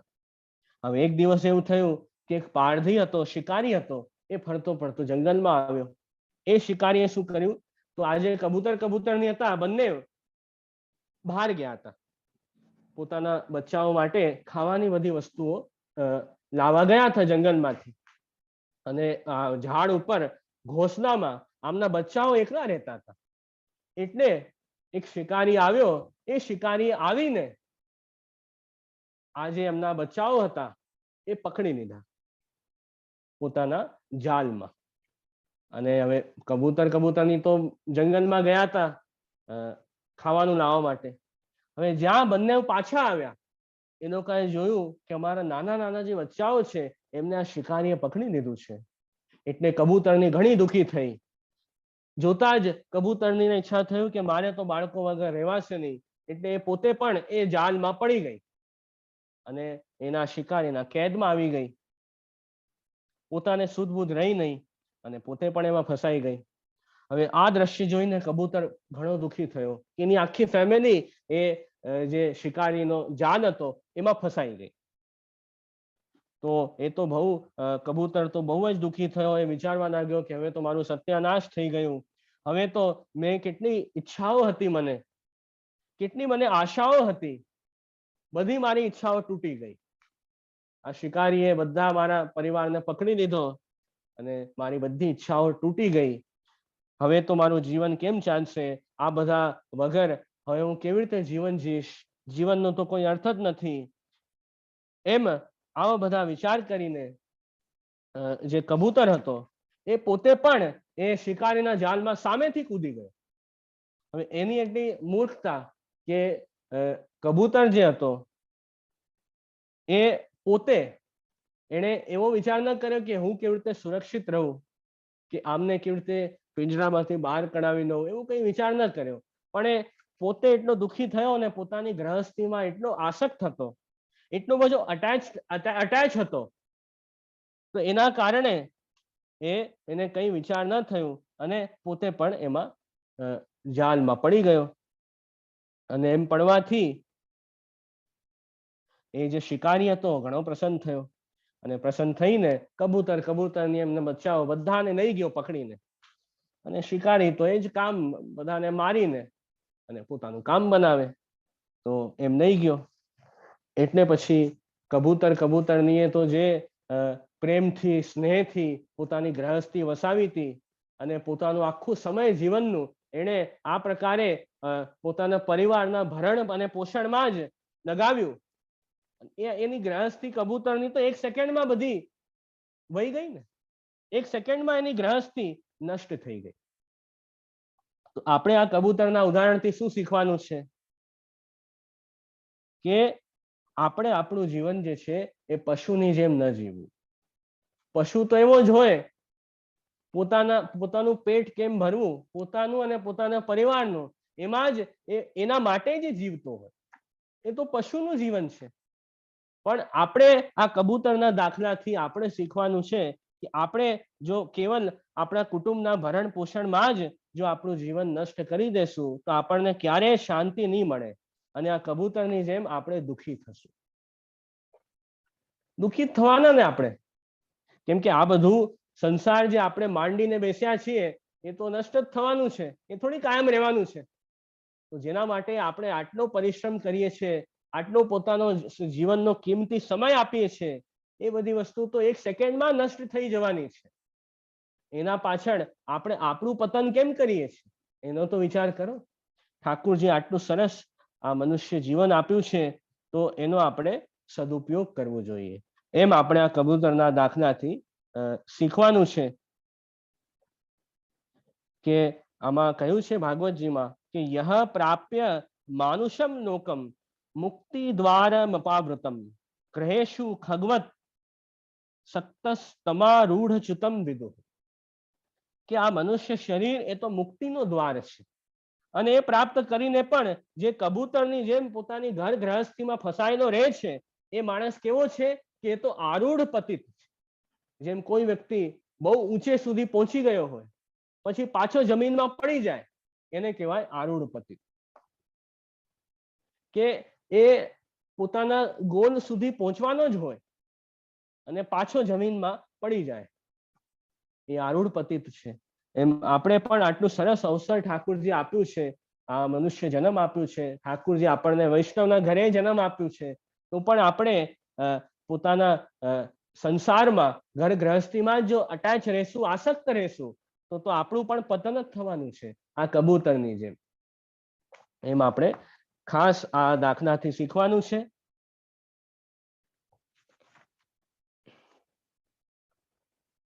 તો સંસારમાં કોઈ પણ વિષયમાં વધુ પડતી આસક્તિ રાખવી નહીં, એનાથી આપણે સંકટમાં જ પડશું. આ 100% સાચી વાત છે. કબૂતરે વધુ પડતી આસક્તિ રાખી પોતાની ગ્રહસ્થીમાં તો પોતે પણ જાળમાં બંધાઈ ગયો. એમ આપણે પણ જો ગ્રહસ્થીમાં વધુ પડતી આસક્તિ રાખશું તો આપણે આ સંસાર બંધનમાં બંધાઈ જશું, પારધીના જાળમાં આપણે પણ આવી જશું. આ સાવધાની આપણે રાખવાની છે. તો વધુ પડતી આસક્તિથી સંકટ અને તકલીફો વધે છે, આપણું સ્વધર્મ ભૂલાઈ જાય છે. આપણું સ્વધર્મ છે ભગવત સેવા, ભગવત સ્મરણ, એ ભૂલાઈ જાય છે, જેનાથી આપણું પતન થાય છે.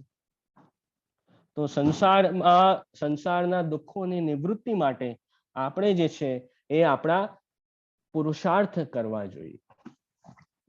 એમ આ કબૂતરથી આપણે શીખવું જોઈએ.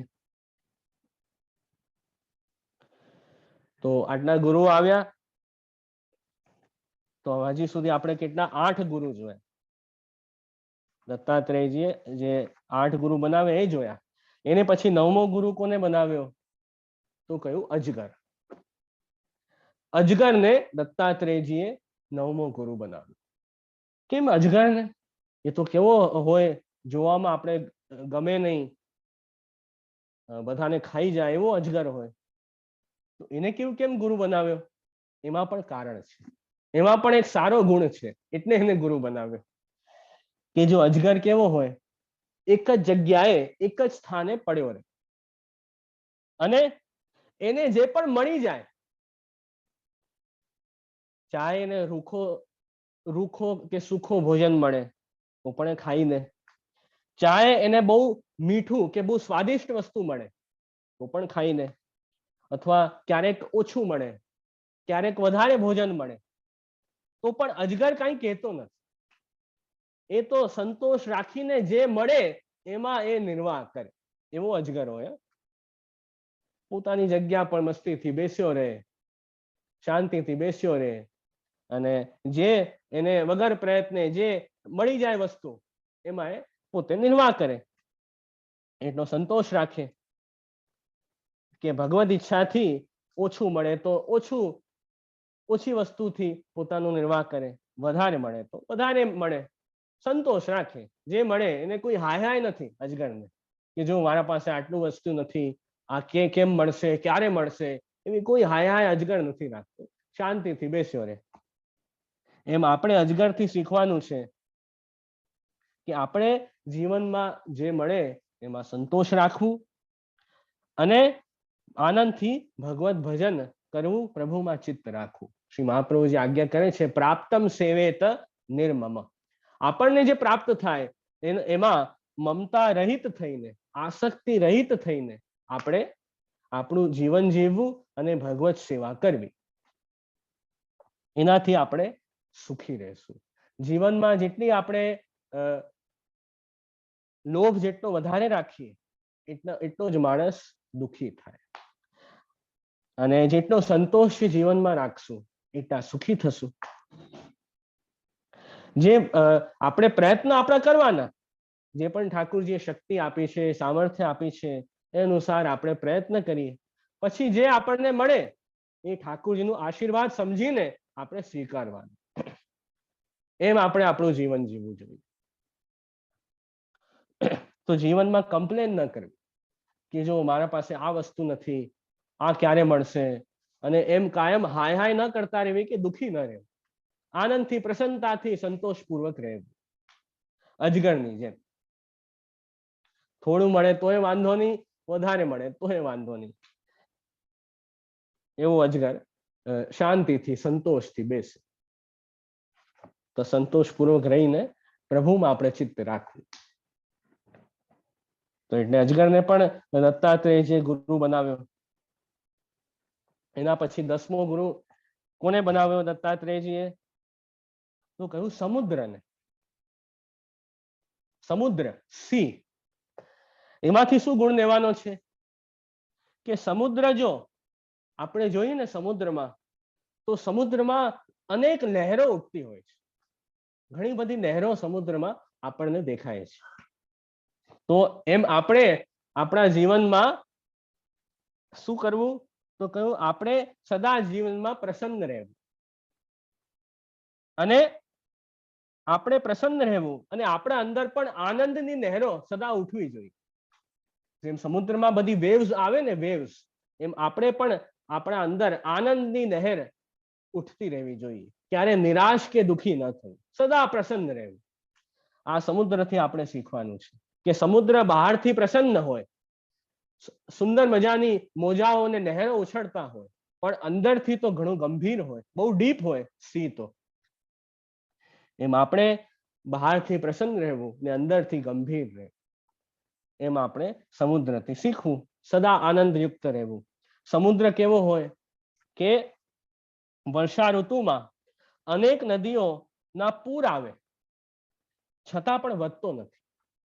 વર્ષા ઋતુ હોય, રેની સિઝન હોય, એમાં આપણે જોઈએ કે એમાં ક્યાંક સમુદ્રનું પાણી વધે થોડી છે, જેટલો હોય એટલો જ રહે છે. અથવા ગરમી હોય, ઉષ્ણકાલ હોય, એમાં નદીઓમાં જળ ન આવે, નદીઓનું જળ સમુદ્રમાં ન જાય, તો પણ સમુદ્ર ઓછો નથી થતો. તો ન વર્ષા ઋતુમાં વધે છે, ન ગરમીમાં સુકાય છે. સમુદ્ર તો જેવો છે એવો રહે છે. એમ આપણે જીવનમાં શું શીખવું? કે આપણે વૈભવ, સંપત્તિ ઇત્યાદિ મળવાથી બહુ હર્ષમાં ન આવી જવું. આપણે સુખ સંપત્તિ મળે, વૈભવ સંપત્તિ આપણને પ્રાપ્ત થાય તો આપણે બહુ હર્ષિત ન થઈ જવું, એમ અહીંયા સમજવાનું છે. અને કદાચ કંઈ ન મળે, કંઈક સાધન સંપત્તિ, કંઈક વસ્તુ આપણને પ્રાપ્ત ન પણ થાય તો દુઃખી ન થવું. તો હર્ષ અને શોકથી રહિત આપણે જીવનમાં રહેવું જોઈએ, સદા પ્રસન્ન રહેવું. જો ઘણું બધું મળી જાય, વૈભવ સાધન સંપત્તિ ઘણી પ્રાપ્ત થઈ જાય તો માણસ એટલો હર્ષિત થઈ જાય, એટલો આનંદિત થાય કે પછી બધું ભૂલી જાય, ઠાકુરજીને ભૂલી જાય, એવો એ વ્યક્તિ બની જાય છે. તો એવું ન કરવું. આપણે જે મળે એમાં પ્રભુની કૃપા માનવી, એમાં વધારે કંઈ બહુ હર્ષિત થવાની વાત નથી. કે કંઈક ન મળે તો પણ એમાં દુઃખી ન થવું, એમાં એવો જ ભાવ રાખવો કે આપણે જેવા કર્મ કર્યા હશે એવું જ ફળ આપણને મળે છે, જેવા આપણા પ્રારબ્ધ કર્મનું ફળ આપણે ભોગવીએ છીએ. તો એમ આપણે નિરાશ કે દુઃખી ન થવું, હર્ષ શોકથી રહિત રહેવું. એમ જો આપણે સદા પ્રસન્ન રહેશું તો ક્યારેય જીવનમાં વાંધો નહીં આવે. રાગ દ્વેષ આદિ જે વિકારો છે એ પણ આપણે આપણા અંદર આવવા નહીં દેવા.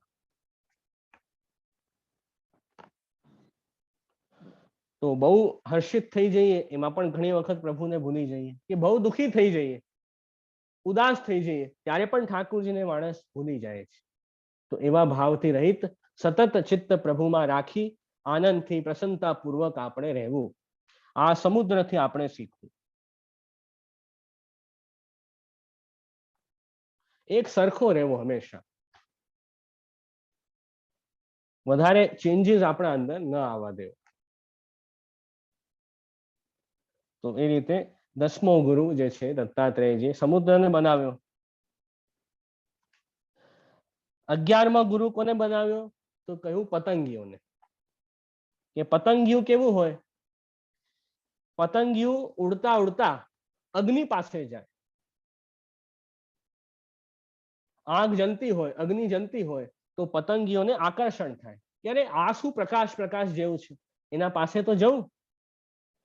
એમ જેમ અગ્નિમાં પતંગિયો જાય છે એમ તરત એની મૃત્યુ થઈ જાય છે, એમ અહીંયા કહેવાયું છે.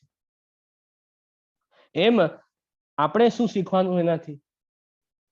કે પતંગિયું જે છે પોતાના લોભના કારણે મૃત્યુ પામે છે. એ અગ્નિના સરસ પ્રકાશવાન રૂપ ઉપર એ મોહિત બને છે અને પછી જેમ આગમાં કૂદે છે એમ મરી જાય છે.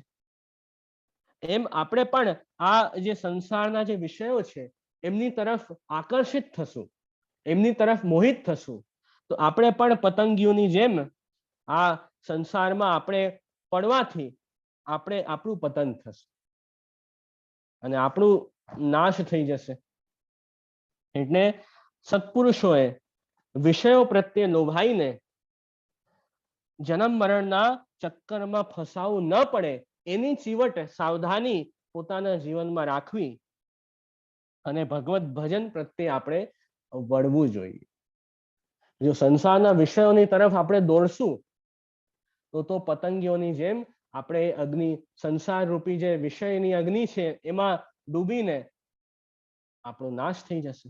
તો આપણે એમાં નથી ફસાવાનું, આપણે તો ભગવત ભજન પ્રત્યે આપણે આપણું ચિત્ત રાખવું જોઈએ અને આ જન્મ મરણના ચક્કરથી એમાં નથી ફસાવાનું, એનાથી આપણે મુક્ત થવાનું છે. તો એમ જે છે એ 11મો ગુરુ દત્તાત્રેય જે પતંગિયોને બનાવ્યું.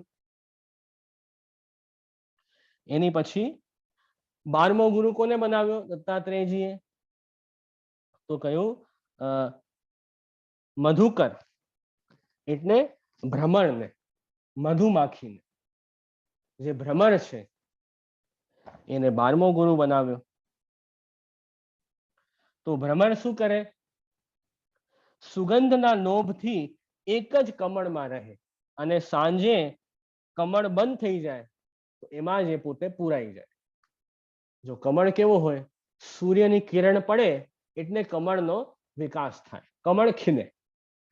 તો કમળની જે સરસ સુગંધ હોય એનાથી જે ભ્રમર છે એ આકર્ષિત થાય તો એ આકર્ષિત થવાથી એ ભ્રમર કમળમાં આવીને બેસે. પણ એ સુગંધમાં એટલો એને લોભ થાય ભ્રમરને કે હું આ કમળને હજી વધારે સુગંધ લઉં, હજી વધારે સુગંધ લઉં. એમ લોભના કારણે સાંજ પડી જાય અને પછી સૂર્ય અસ્ત થઈ જાય, એટલે કમળ જે છે એ જે ખીલેલો હતો એ પછી બંધ થઈ જાય. તો એનાથી શું થાય કે જે ભ્રમર એ પોતે પણ એ કમળની અંદર કેદ થઈ જાય, પુરાઈ જાય. પછી જેમ અંધારું થઈ જાય પછી એ બહાર ન નીકળી શકે. તો શેના કારણે? લોભના કારણે. એ ભ્રમરે લોભ રાખ્યો ને કે હજી વિષય, હજી આ સુગંધ હું ભોગવી લઉં, હજી ભોગવી લઉં. એના કારણે એ આ પ્રકારે વિષય આસક્તિના કારણે, વિષયના લોભના કારણે એ ભ્રમર જે છે એ પોતે એમાં કેદ થઈ જાય છે. એમ આપણે પણ જો આ સંસારના વિષયોના લોભથી એનું સેવન કરતા રહેશું તો આપણે પણ આ સંસારમાં કેદ થઈ જશું, એમ અહીંયા કહી રહ્યા છે. અને આપણું અહિત થશે, આપણું અકલ્યાણ થશે. એટલે આનાથી આપણે બચવું જોઈએ. એવી રીતે મધમાખી જે હોય, મધુમાખી એ શું કરે? મધનો સંગ્રહ કરે. ઘણું બધું મધ હોય એને બધા ફૂલમાંથી થોડું થોડું રસ એ મધમાખી ભેગું કરે અને જ્યાં એને સ્થાન બનાવ્યું હોય, જ્યાં એનો છત્તો હોય, ત્યાં બધું ફૂલોનો રસ ભેગું કરે, બધાનું સંગ્રહ કરે. રસનું સંગ્રહ મધુમાખી કરે. પણ અંતે પછી શું થાય છે કે એ બધું સંગ્રહ કરેલું જે મધ હોય, એ જે પારધી હોય, શિકારી હોય, એ છત્તો તોડીને બધું મધ લઈ જાય છે. એમ આપણે જીવનમાં સંગ્રહ વૃત્તિ ન રાખવી.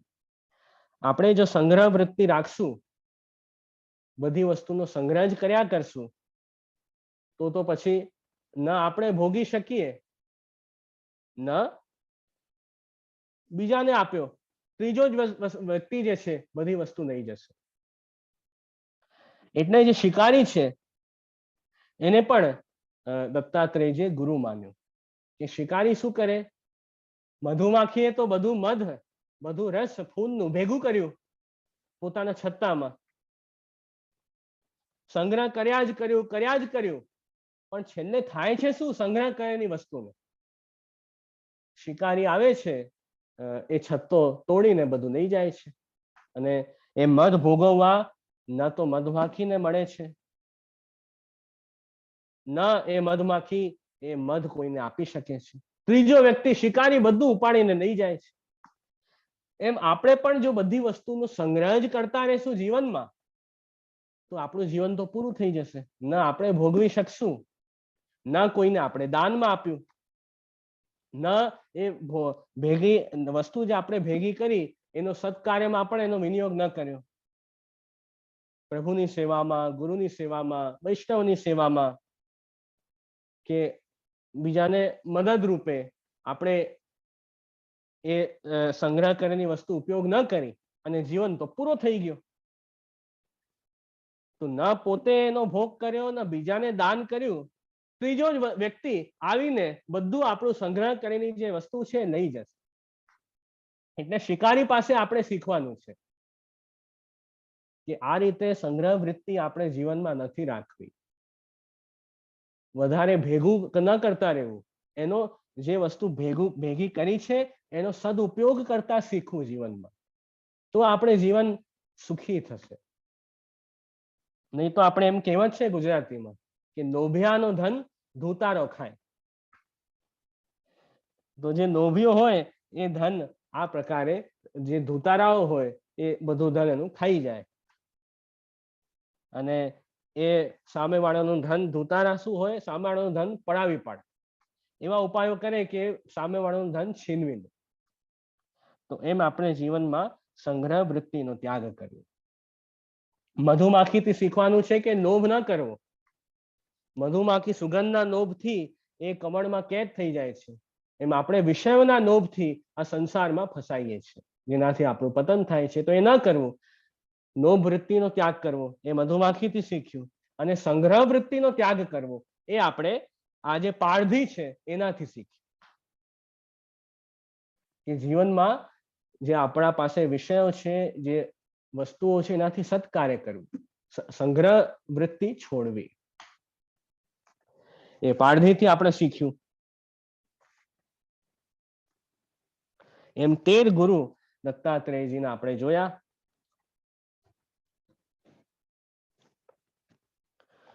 એના પછી દત્તાત્રેયજી કોને ગુરુ બનાવ્યો? તો કહ્યું હાથીને.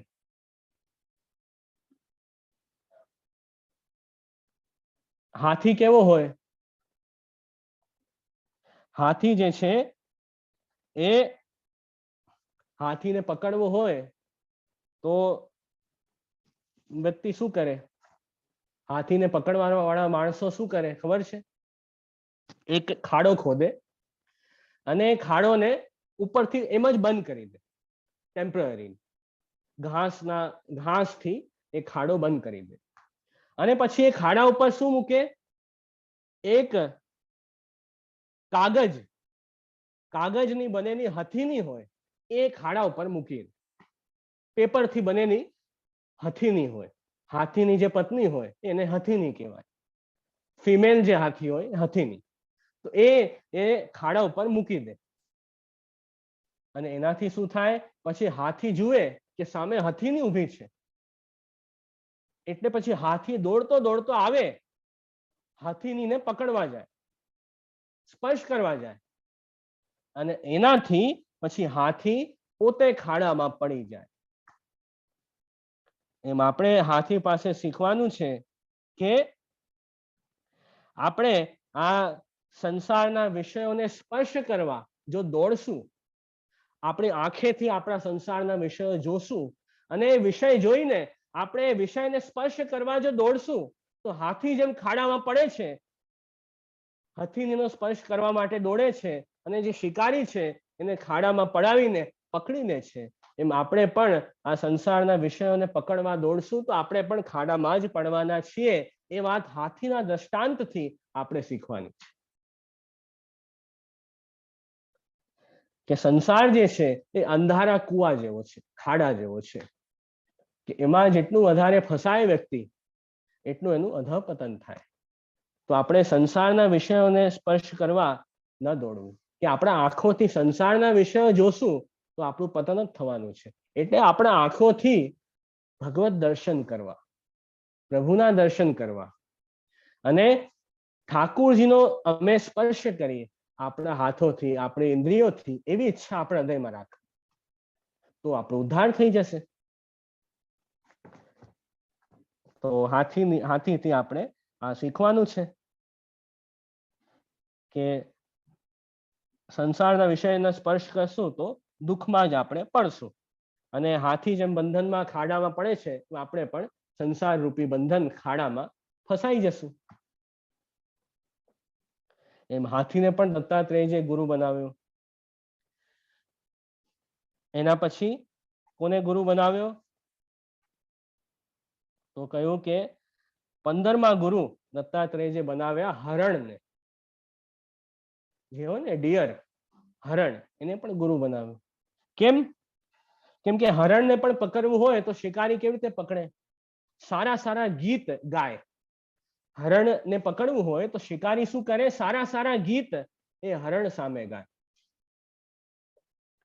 એ ગીતો ગાવાથી હરણ સામેથી દોડતો દોડતો આવે શિકારી પાસે અને શિકારી પછી એને બાંધીને એને જાલમાં પકડીને ફાંસીને પોતાના ચંગુલમાં.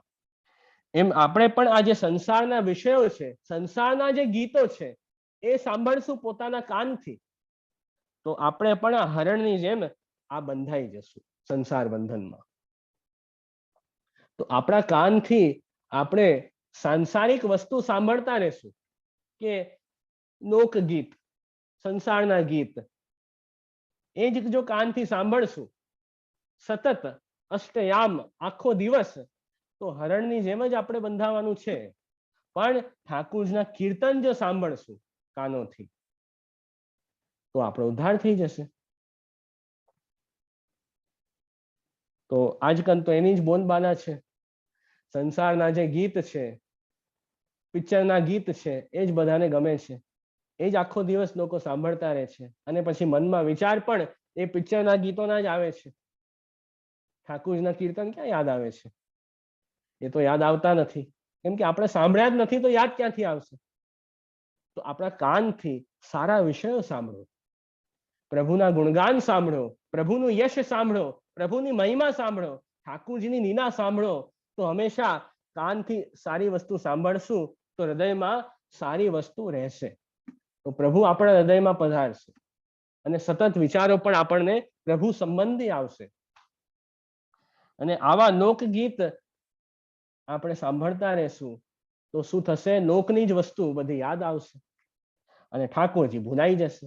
અને આપણે પછી એ શિકારી જેમ હરણને પકડે છે એમ આપણે પણ એ સંસારના ગીતો પાછળ સાંભળતા સાંભળતા આપણે બંધનમાં આવી જશું. તો એમ આપણે બચવાનું છે. એક આપણા ત્યાં એવું ઉદાહરણ આવે છે કે ઋષ્યશૃંગ નામના એક ઋષિ હતા. એમણે સ્ત્રીઓના વિષય સંબંધી ઘણા ગીત સાંભળ્યા અને એ પછી સ્ત્રીઓના વશ થઈ ગયા અને એમના જ ગીતો સાંભળ્યા કરે, એમના કઠપુતલીને જેમ બની ગયા.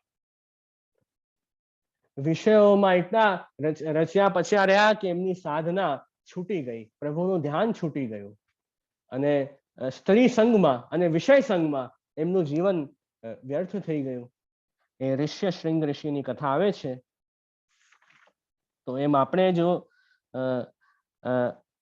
જે હિરણ છે એનાથી આ શીખવાનું છે કે પ્રભુના ગીતો, ભગવાનના ગીતો સાંભળો. તો એમ 15 ગુરુ જે દત્તાત્રેયજી બનાવ્યા એ આપણે અહીં સુધી જોયા. હજી તો 24 ગુરુ દત્તાત્રેયજીએ કર્યા, હજી આપણે બાકી છે. તો આજનો સમય તો આપણો થઈ ગયો છે, એટલે હવે આગળના જે ગુરુઓ છે એ આપણે આવતીકાલે જોશું. આજનો વિષય જે છે એ અહીંયા જ રાખીએ. કોઈને કઈ પ્રશ્ન હોય તો જરૂર આપ પૂછી શકો છો. એવું નથી કે તમારે ખાલી સાંભળતા જ રહેવું ને મારે બોલતા જ રહેવું, એવું જરાય જરૂર નથી. આજે આપણે જે 15 ગુરુ દત્તાત્રેયજી બનાવ્યા એનાથી એમણે શું શિક્ષા લીધી, શું બોધ લીધી, એ વિષયમાં કોઈને પણ પ્રશ્ન હોય તો જરૂર આપ નિસંકોચ પૂછી શકો છો. બાકી આગળનો વિષય તો આપણે કાલે કન્ટિન્યુ કરવાના જ છીએ, તો એ કરશું જરૂર. તો હજી તો આપણે બાકીના જે ગુરુ રહી ગયા છે દત્તાત્રેયજીના એ થોડા ઘણા કાલે જોશું. એના પછી ભાગવત એકાદશ સ્કંધમાં સત્સંગની મહિમા બતાવી છે, ભાગવત ધર્મો બતાવ્યા છે, એ પણ સમજશું. તો એકાદશ સ્કંધમાં જે ઉદ્ધવ ગીતા જે આપનો વિષય ચાલે છે એ આપણે આવતીકાલે કન્ટિન્યુ કરશું.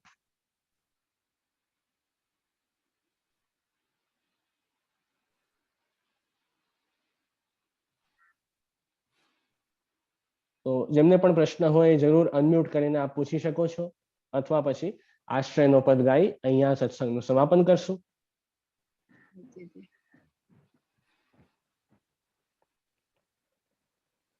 આશ્રયનું પદ લેવું.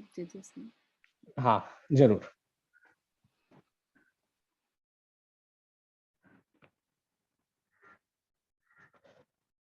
આપને સમજવામાં કઈ કઠિનાઈ આવતી હોય તો પણ આપ જરૂર કહી શકો છો.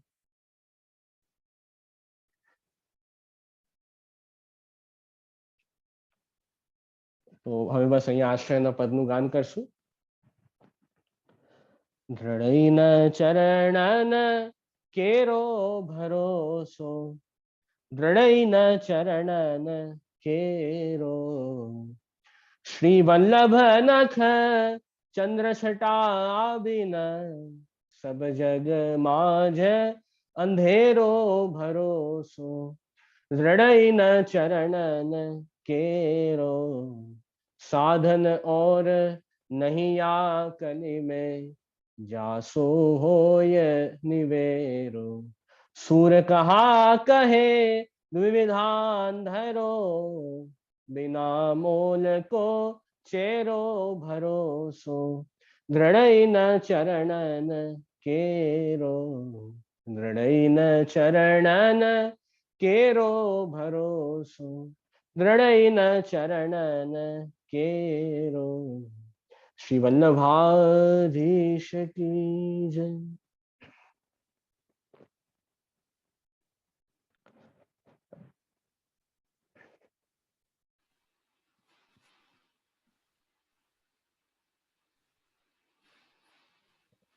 जय जय।